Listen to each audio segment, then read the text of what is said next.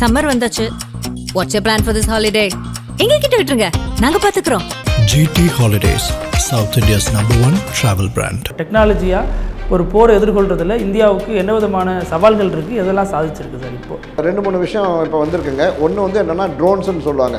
ட்ரோன்ஸுங்கிறது ஒரு சின்ன ஏரோப்ளேன் மாதிரி இருக்கும், அதில் ஆள்லாம் இருக்க மாட்டாங்க. அதாவது வெறும் கையிலேருந்து லான்ச் பண்ணுற ட்ரோன்ஸ்லாம் கூட இருக்குது. அதாவது லாஜிஸ்டிக்ங்கிற ஃபீல்டு மிலிட்ரியிலேருந்து தான் வந்துச்சு. நம்ம இப்போ ட்ரோன் போடுறோம், அதே ட்ரோனை நாளைக்கு ஸ்விக்கி நமக்கு ஃபுட் டெலிவரிக்கு யூஸ் பண்ணலாம். ஒரு கேம்பர் மாதிரி ஒன்று கிடைக்கும். அந்த கேம்பரை வச்சு நாங்கள் பற்ற வச்சுட்டு ஒரு தகர டப்பா வச்சு அதில் தண்ணி ஊற்றிட்டு இந்த பேக்கெட்டை தூக்கி போட்டுடும்.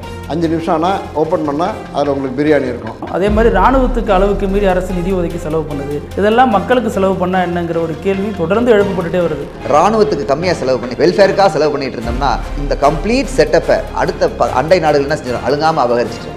வடகொரியா வந்து பயங்கரமான ஆயுதங்கள் வச்சிருக்கிறாங்க, கண்டம் தாக்கும் ஏவுகணைலாம் வச்சிருக்கிறான். ஆனால் இருந்தாலும் அவனுடைய நாட்டில் யாராவது போய் இருக்க முடியுமா? சார் சொன்ன மாதிரி அந்த நாட்டில் இருக்கிற லாயக்கில்லாத நாடு. ஏன்னா அங்கே வந்து பிரெட்டுக்கு வந்து பெரிய பெரிய கியூ. சினிமா ஸ்டார்ஸ் இருக்காங்கல்ல, அவங்கெல்லாம் எங்கே செட்டில் ஆகிருக்காங்க? துபாயில் தான் செட்டில் ஆகிருக்காங்க. பெரிய பெரிய கிரிக்கெட் ஸ்டார்ஸ் துபாயில் இருந்தாலும் இப்போ அவங்கெல்லாம் என்ன ஆட்டம் கண்டு போயிருக்காங்க. என்ன காரணம்னா it takes one night, one moment for the entire platform to topple.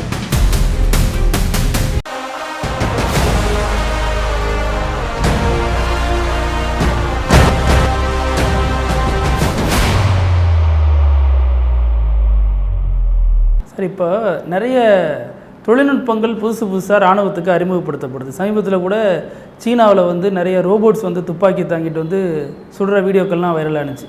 அப்போ இந்தியா அதில் எந்த அளவுக்கு தன்னிறைவுப்பட்டிருக்கு சார்? டெக்னாலஜியாக ஒரு போரை எதிர்கொள்கிறதுல இந்தியாவுக்கு என்ன விதமான சவால்கள் இருக்குது, எதெல்லாம் சாதிச்சிருக்கு சார்? இப்போது நான் எப்பயுமே என்ன சொல்கிறேன்னா, அனைத்து விதமான அறிவியல் முன்னேற்றங்கள் கண்டுபிடிப்புகளும் போர் காரணம் கொண்டு மட்டுமே தான் கண்டுபிடிச்சிருக்காங்க. இன்டர்நெட்டாக இருக்கட்டும் சரி, ஏரோப்ளேனாக இருக்கட்டும் சரி, எல்லாமே வந்து போகிற மனசில் வச்சுட்டு தான் கண்டுபிடிச்சிருக்காங்க. அப்படி இருக்கிறப்ப இப்போ என்னென்னா, நம்ம ஃபஸ்ட்டு தரையில் நம்ம சண்டை போட்டுக்கிட்டு இருந்தோம். அதுக்கப்புறம் உங்களுக்கு தெரியும் வெடிகுண்டு வந்துச்சு, வெடிகுண்டுலேருந்து துப்பாக்கி வந்துச்சு, கவச வண்டிகள் வந்துச்சு, பீரங்கிகள் வந்துச்சு. அதுக்கப்புறம் விமானத்தில் போய் அங்கேருந்து குண்டு போடுறது மாதிரி வந்தது, கப்பலில் போய் போடுறது. அதுக்கப்புறம் என்னென்னா ஏவுகணைகள் அனுப்புறது வந்துச்சு, 5000 கிலோமீட்டர் 10,000 கிலோமீட்டர்னு. அது அணு ஆயுதம் ஏந்திய ஏவுகணைகள் போகிறது மாதிரி வந்துடுச்சு. அதுலேயும் ஏகப்பட்ட விஷயங்கள். இப்போ இப்போ லேட்டஸ்ட் டெக்னாலஜிஸ் என்ன, இப்போ 2-3 விஷயம் இப்போ வந்திருக்குங்க. ஒன்று வந்து என்னென்னா ட்ரோன்ஸுன்னு சொல்லுவாங்க. ட்ரோன்ஸுங்கிறது ஒரு சின்ன ஏரோப்ளேன் மாதிரி இருக்கும், அதில் ஆள்லாம் இருக்க மாட்டாங்க. அதோட பேலோடு வந்து வெறும் 5 கிலோலேருந்து ஒரு 40-50 கிலோ வரைக்கும் இருக்கும். மேக்ஸிமம் ஒரு 4 லட்சத்துலேருந்து 50 லட்ச ரூபா ஒரு ட்ரோன். எப்படின்னா ஒரு 10,000 ட்ரோன்ஸை நீங்கள் நம்ம இந்தியாவில் நினச்சோம்னா ஜம்மு காஷ்மீர்லேருந்து குஜராத் வரைக்கும் ஒரு 1500 கிலோமீட்டர் பார்டர்லேருந்து ஒவ்வொரு இடத்துலேருந்தும் 200-300 நம்ம அனுப்பிடலாம். அனுப்பிட்டு அதுக்கு எதிரியே கிடையாதுங்க. ஏன்னா அவன் எதிரியாக வந்து அடித்தாலுமே ஒரு பெரிய ராக்கெட் வந்து ஒரு ட்ரோனை தான் அடிக்க முடியும். நம்ம இது கொசு மாதிரி அடிக்கிறோம். அதை விட இப்போ என்ன சொல்கிறாங்கன்னா, அதையும் விட சின்னதாக வெறும் சின்ன அதை ட்ரோன்ஸ் கூட உண்டாக்கணும் அப்படிங்கிறாங்க. அதாவது வெறும் கையிலேருந்து லான்ச் பண்ணுற ட்ரோன்ஸ்லாம் கூட இருக்குது. அது எல்லா டெக்னாலஜியும் நம்மள்ட்டையும் இருக்குது. இப்போ இன்னொன்று விஷயம் பார்த்திங்கன்னா, கம்யூனிகேஷன், எலக்ட்ரானிக்ஸ் கம்யூனிகேஷன். இப்போ இஸ்ரேல்லேயே நீங்கள் பார்த்தீங்க, இந்த போரில் ஜஸ்ட் ஏசி ரூமில் உட்காந்துருக்காங்க. நமக்கும் அதே மாதிரி சிந்தூர்லேயும் அதே மாதிரி தான் ஏசி ரூமில் உட்காந்துக்கிட்டு ஃபுல்லாக டிவியில் பார்க்குறாங்க. பாகிஸ்தானில் ஒரு பர்டிகுலர் இடம், அது பார்க்குறதுக்குன்னு ஒரு அன்ஆர்ம்டு ஏரியல் வெஹிக்கிள் இருக்கும், இல்லாட்டி சேட்டலைட் இருக்கும். அது லைவாக பார்த்துட்டு இருக்கோம். அங்கே டார்கெட் இங்கே இருக்குன்னு காட்டும். அங்கே ஒரு டேங்க்கு நடந்து போனால் கூட, மூவ் பண்ணால் கூட இது பார்த்து சொல்லலாம். அதை பார்த்து அந்த நியூஸ் நமக்கு வருது. நம்ம அந்த நியூஸை நம்மளோட ஏவுகணைக்கோ இல்லை ட்ரோன்ஸ்க்கோ நம்ம கொடுக்கணும். இவங்க போய்ட்டு அங்கே போய்ட்டு இது அடிப்பாங்க. அடித்தோடனே அது பட்டுடுச்சா இல்லையான்னு பார்த்தோம், அதே கேமரா நமக்கு சொல்லும். அது பட்டுடுச்சுன்னா நம்ம திருப்பி அடிக்க வேண்டியதில்லை, இல்லாட்டி இன்னொரு இதை லான்ச் பண்ணோம். ஸோ நம்மள்கிட்ட இந்த உலகத்தில் இருக்கிற எல்லா டெக்னாலஜியும் நம்மள்கிட்ட இருக்குது. எல்லா டெக்னாலஜியும் நம்மள்கிட்ட இருக்குது. நம்மள்கிட்ட சொந்த ஓன் ஏரோப்ளைன் இப்போ இருக்குது, தேஜஸ். ஏர்க்ராஃப்ட் கேரியர் நம்மள்கிட்ட இருக்குது. இப்போ வருஷத்துக்கு எத்தனை தெரியல, 4-5 கப்பல் வருஷத்துக்கு நம்மளே இப்போ கட்டிகிட்ருக்கோம். கப்பல் படை அது ஏற்கனவே உங்களுக்கு தெரியும். உலகத்திலேயே பெரிய கப்பல் படை தமிழ்நாட்டோட தான், சோழனோட படை தான்ட்டு சொன்னேன். ஒவ்வொரு ஒரு கப்பலோட சைஸ் எவ்வளோன்னா, அந்த சைஸோட கொடிமரம், பாய்மரம் கொடி எவ்வளவு மாஸ்ட்டுன்னு சொல்லுவாங்க, மாஸ்ட் அந்த மாஸ்ட் எவ்வளோக்கு எவ்வளோ பெருசாக இருக்கோ அவ்வளோ தாங்க கப்பல் இருக்கும்.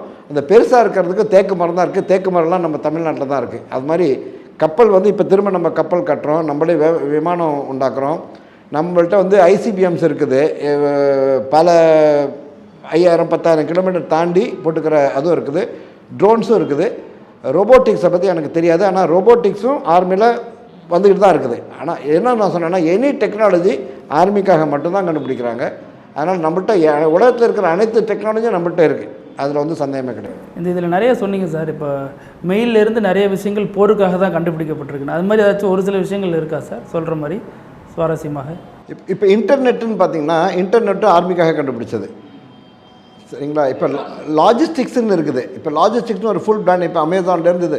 எங்களுக்கு ஆர்மியில் ஒரு full entire management, entire inventory எல்லாமே வந்து இப்போ நினச்சி பாருங்களேன். இப்போ எந்த காலத்தில், இப்போ சோழனோட காலமே எடுத்துங்க. சோழனோட காலத்தில் 8 லட்சம் படையை தமிழ்நாட்டிலேருந்து பல இடத்துலேருந்து கூட்டிகிட்டு நீங்கள் ஒரிசா, விசாகப்பட்டினம், கலிங்கா வரைக்கும் நீங்கள் போய் அங்கே உங்களுக்கு தெரியும் ஒரு படைன்னா ஒரு இடம் வேணுங்க.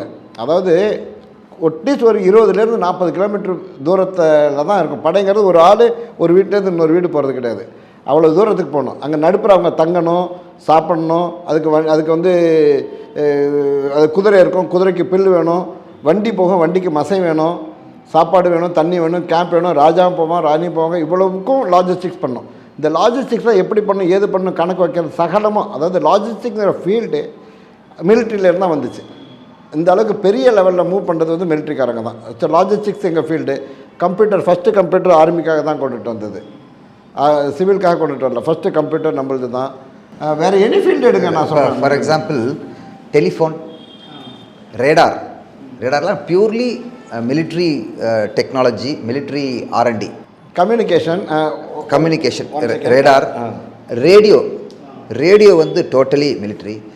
ஏர்க்ராஃப்ட் வந்து ஈவன் தோ சிவிலியன் அட்வென்ச்சராக அது ஆரம்பித்தாலும் கூட ஃபர்ஸ்ட் வந்து இட்டாலியன் ஏர்ஃபோர்ஸ், இட்டாலியன் ஆர்ட்லரி தான் என்ன செஞ்சது, ஏர்க்ராஃப்டில் பாம்ஸை வச்சு தூக்கி போட்டாங்க. மனுஷன் வந்து அந்த கோ பைலட் என்ன செய்வார், கிரனேட்ஸ் எடுத்துகிட்டு போயிட்டு 15-20 கிரனேட்ஸ் எடுத்துகிட்டு போய் அதை டிசார்ம் பண்ணி அதை என்ன செஞ்சுருவாங்க, அதை ப்ளக் அந்த சேஃப்டி பின் எடுத்துகிட்டு தூக்கி போடுவாங்க. இப்படி தான் ஃபஸ்ட்டு வந்து ஏரியல். அதே மாதிரி அப்சர்வேஷன், ஏர் அப்சர்வேஷன், ஏர்க்ராஃப்ட், நம்ம டெலிஃபோன், டெலிகிராஃப், ரெயில் ரோட்ஸு யூஎஸில் எவ்வளோ ஃபாஸ்ட்டாக டெவலப் ஆனதுக்கு காரணம் வந்து தி யூஎஸ் சிவில் வார். அந்த சிவில் வாரில் தான். அதே மாதிரி கப்பல் கட்டுறது, மற்றபடி அதர் டெக்னாலஜிக்கல் இம்ப்ரூவ்மெண்ட்ஸ். இப்போ ட்ரோனே எடுத்துக்கோங்களேன். சிவில் வந்து ட்ரோனை கண்டுபிடிச்சாங்க, இருந்தாலும் அதை ரிஃபைன் பண்ணி அதை வேறு நெக்ஸ்ட் லெவலுக்கு கொண்டு போகிறது வந்து ஆர்ம் ஃபோர்ஸ். நம்ம இப்போ ட்ரோன் போடுறோம், அதே ட்ரோனை நாளைக்கு ஸ்விக்கி நமக்கு ஃபுட் டெலிவரிக்கு யூஸ் பண்ணலாம், கரெக்டுங்களா? இன்னொன்று ஒரு முக்கியமான அந்த ஸ்விக்கின்னு ஞாபகம் வருது. நாங்கள்லாம் வந்து ஆர்மியில் சேர்ந்த சமயத்தில் எங்களுக்கு என்னென்ன பேக்கேஜ் கிடைக்கும் சாப்பாடு, அந்த பேக்கேஜ் என்ன பண்ணோம், ஒரு கேம்ஃபர் மாதிரி ஒன்று கிடைக்கும். அந்த கேம்ஃபரை வச்சு நாங்கள் பற்ற வச்சுட்டு ஒரு தகர டப்பா வச்சு அதில் தண்ணி ஊற்றிட்டு இந்த பேக்கெட்டை தூக்கி போட்டுடும். 5 நிமிஷம் ஆனால் ஓப்பன் பண்ணால் அதில் உங்களுக்கு பிரியாணி இருக்கும், அதில் காய்கறி. That is called meals ready to ஈட்னு. MRE மிலிட்ரி தான் கண்டுபிடிச்சாங்க. ஏன்னா எங்களுக்கு அது தேவை அது. ஆனால் இன்றைக்கி போய் பார்த்தீங்கன்னா உங்கள் பன்னீர் பிஸாலேருந்து சகலமும் கடையில் எல்லா கடையிலையும் கிடைக்குது, பேக்கேஜ் ஃபுட்டு. ஸோ எனிதிங், அதாவது எக்ஸாம்பிள் எல்லாமே எதுவுமே கிடையாது, எல்லாமே எக்ஸாம்பிள் தான் மிலிட்ரின்னு பார்த்தீங்கன்னா. இதில் இன்னொரு விமர்சனமும் இருக்கும் சார். இப்போ விஞ்ஞானத்துக்கு செலவு பண்ணுறது ஒரு அளவுக்கு மீறி செலவு பண்ணுறாங்க அப்படிங்கிற விமர்சனம். அதே மாதிரி இராணுவத்துக்கு அளவுக்கு மீறி அரசு நிதி ஒதுக்கி செலவு பண்ணுது. இதெல்லாம் மக்களுக்கு செலவு பண்ணால் என்னங்கிற ஒரு கேள்வி தொடர்ந்து எழுப்பப்பட்டுகிட்டே வருது. அதை எப்படி பார்க்குறீங்க? அதுக்கு ஒரே ஒரு எக்ஸாம்பிள் சொல்கிறேன். எல்லாருக்கும் நான் வந்து உங்களுக்கு ஆளுக்கு வந்து ஒவ்வொரு கோடி ரூபா கொடுப்போம். காசாவில் போய் இருக்கிறதுக்கு யார் யார் ரெடியாக இருப்போம்? ஏன் அவ்வளோ தூரத்துக்கு? I will just take on this question sir. Dubai, United Arab Emirates, Sharjah, இதெல்லாம் என்ன ஐடியாவில் ஒரு 40 வருஷமாக என்ன செஞ்சுட்டு இருந்தாங்கன்னா, நமக்கு எதிரியே கிடையாது, நம்ம உலகத்திலே சேஃபான இடம் அப்படின்னு சொல்லி அவங்களுடைய அனைத்து விஞ்ஞானிகள், அனைத்து என்ஜினியர், பொறியாளர்கள், அனைத்து கட்டமைப்பு எல்லாத்தையும் என்ன செஞ்சாங்க, அதாவது வானளாவிய கோபுரங்கள் செய்கிறதுலையும், பெரிய பெரிய பார்க் செய்கிறதுலையும், ஏர் கண்டிஷனிங் பிளான்ட் செய்கிறதுலையும் இந்த மாதிரி பண்ணிகிட்டு இருந்தாங்க. ஆனால் இப்போ இந்த ரீசெண்ட் கான்ஃப்ளிக்டில் 4-5 ட்ரோன்ஸ் வந்து அவனுடைய கம்ப்ளீட் சாம்ராஜ்யத்தை என்ன செஞ்சிருச்சு, சுக்கு நூறாக நொறுக்கிடுச்சு. இதுக்கு என்ன காரணம்னா, டிஃபென்ஸ் இல்லாமல் இருக்கிற ப்ராக்ரஸ் அது வந்து வெறும் போலான ப்ராக்ரஸ், அது வந்து ஒரு நல்ல ப்ராக்ரஸ் இல்லை. என்றைக்கு வேணாலும் அது என்ன ஆகிடும், ஆட்டம் கண்டு போயிடும். புரியுதுங்களா? அதே மாதிரி ப்ராக்ரஸ் இல்லாத டிஃபென்ஸு அது வந்து வெள்ளை யானை, அது தேவையில்லாத ஒன்று. ஸோ டிஃபென்ஸ்க்கு செலவு பண்ணுறதும் மக்களுக்கு செலவு பண்ணுற ப்ராக்ரஸ்க்காக செலவு பண்ணுறது வெல்ஃபேருக்காக செலவு பண்ணுறதும் ஒரு பேலன்ஸோடு போகணும். இதை வந்து ஃபேமஸாக கன்ஸ் அண்ட் பட்டர்பாங்க. அதாவது ஃபைனான்ஸ் பிளானர்ஸ் பட்ஜெட்டிங் பீப்புள் என்ன சொல்லுவாங்க, கன்ஸ் அண்ட் பட்டர்ஸ். கன்ஸ்னா amount of money spend for defence, பட்டர்னா amount of money spend for welfare and happiness of the people. இந்த ரெண்டுக்கு உள்ள ரேஷியோ கரெக்டாக இருக்கணும். அப்படி இல்லைன்னு வச்சுக்கோங்க, கன்ஸுக்கு நிறையா செலவு பண்ணிட்டோம்னா மக்கள் பசியிலையும் பட்டினிலையும் கொடுமையிலையும் தவிச்சு அவங்க கடைசியில் புயற்சி, அதாவது உள்நாட்டு கிளர்ச்சி புரட்சியாகி அவங்க வந்து என்ன ஆகிடுவாங்க, நாட்டை ஒன்றுமெல்லாம் பண்ணிடுவாங்க. அதே மாதிரி பட்டருக்கு ஜாஸ்தி செலவு பண்ணி அதாவது இராணுவத்துக்கு கம்மியாக செலவு பண்ணாமல் வெல்ஃபேருக்காக செலவு பண்ணிகிட்டு இருந்தோம்னா இந்த கம்ப்ளீட் செட்டப்பை அடுத்த அண்டை நாடுகள் என்ன செஞ்சிடும், அழுங்காமல் அபகரிச்சிட்டோம். ஸோ இந்த ரெண்டு ஒரு டைலமா தான். It's the biggest dilemma for a finance minister. இந்த ஃபைனான்ஸ் டிபார்ட்மெண்ட் ஃபைனான்ஸில் இருக்கிறவங்களுக்கு எல்லாத்துக்கும் என்னென்னா, பாதுகாப்புக்கு செலவு ஜாஸ்தி பண்ணணுமா இல்லை welfare and happiness and social செக்யூரிட்டிக்கு செலவு ஜாஸ்தி பண்ணுமாங்கிறதா இப்போதைக்கு இருக்குது. ஸோ இதில் பேலன்ஸ் எந்த கண்ட்ரி கரெக்டாக பண்ணுதோ அந்த கண்ட்ரி என்ன செய்யும், சிறப்பாக. இப்போ எடுத்துக்காட்டால் வடகொரியா இருக்குது. வடகொரியா வந்து பயங்கரமான ஆயுதங்கள் வச்சுருக்கிறாங்க. அதாவது அதிநவீன கண்டம் தாக்கும் ஏவுகணைலாம் வச்சுருக்கிறான். ஆனால் இருந்தாலும் அவனுடைய நாட்டில் யாராவது போய் இருக்க முடியுமா? சார் சொன்ன மாதிரி அந்த நாட்டில் இருக்கிற லாயக்கில்லாத நாடு. ஏன்னா அங்கே வந்து பிரெட்டுக்கு வந்து பெரிய பெரிய கியூ. ஸோ அப்படியே நமக்கு வேண்டாம். அதே மாதிரி இந்த பக்கம் துபாய் என்ன செஞ்சது, துபாய் வந்து தன்னுடைய கம்ப்ளீட் டிஃபென்ஸே என்ன அவுட் சோர்ஸ் பண்ணியிருந்தான்.